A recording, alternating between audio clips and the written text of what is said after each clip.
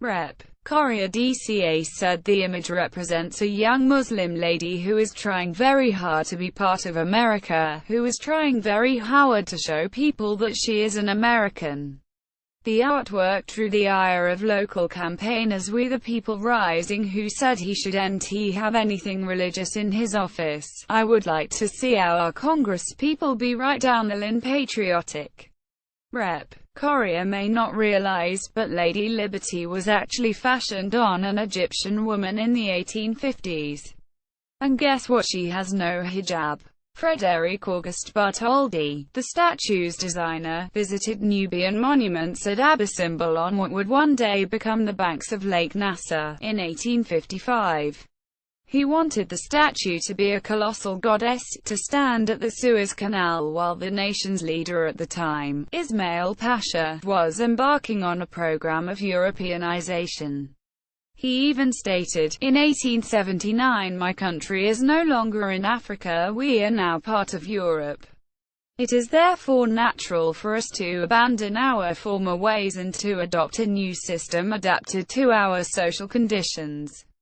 And since we have mentioned Gamal Nasser, it is worth noting the former Egyptian leader is commonly remembered for his rejection of a Muslim Brotherhood demand for all women to cover up with a veil.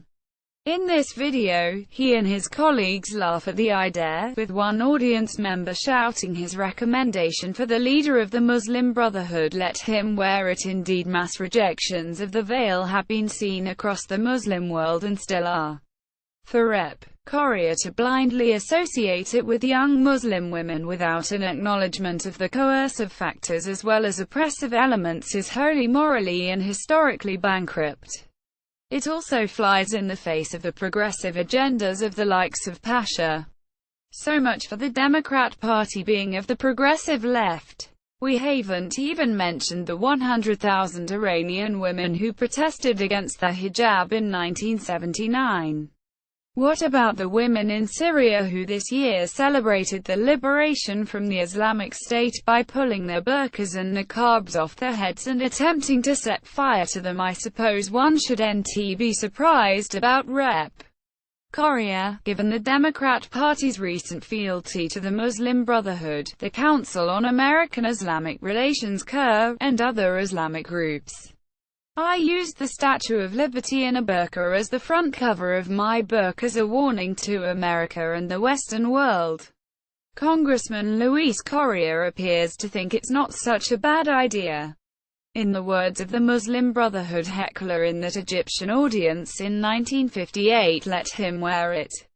Raheem Kassem is the editor-in-chief of Breitbart London and author of No-Go Zones: How Sharia Law is Coming to a Neighborhood Near You. My new book depicts Lady Liberty in a niqab as a warning.